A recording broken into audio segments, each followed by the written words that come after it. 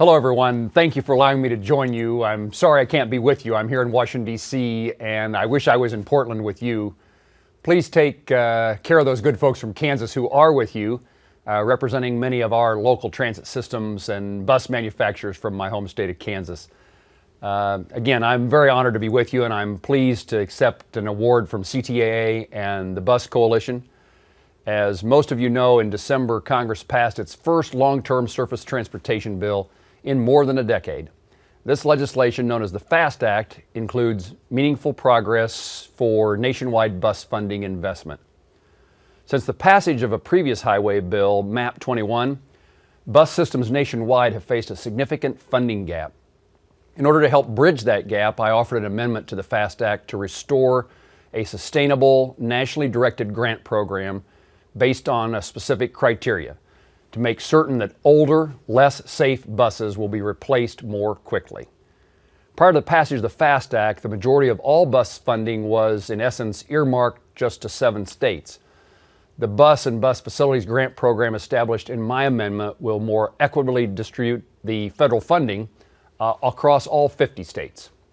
In total, the FAST Act provides $1.52 billion over a 5-year period of time for the grant program, which will result in substantially more funds for local bus systems to upgrade their aging fleets.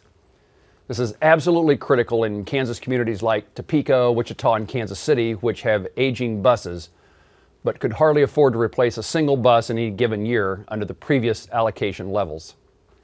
And while bus transit systems play an important role for commuters in our larger cities, they're vital to those smaller rural communities that I represent in Kansas as well.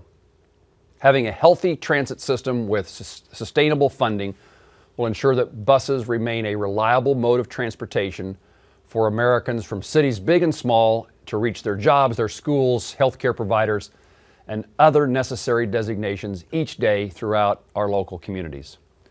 While I'd love to claim all the credit for this success, I would be the first to thank my colleagues who co-sponsored this amendment and represent many of you in the United States senators, including Senators Donnelly and Blunt, Murray, Cantwell, Grassley, Merkley, Heller, Fisher, and Burr.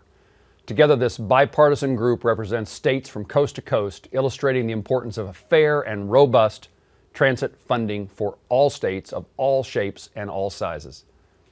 Furthermore, I'd like to specifically offer my gratitude to Ed Redfern and Scott Bogren, Executive Director of the Bus Coalition and CTAA, respectively, for spearheading this effort and rallying the support of transit systems across the country who helped bring their message to Congress.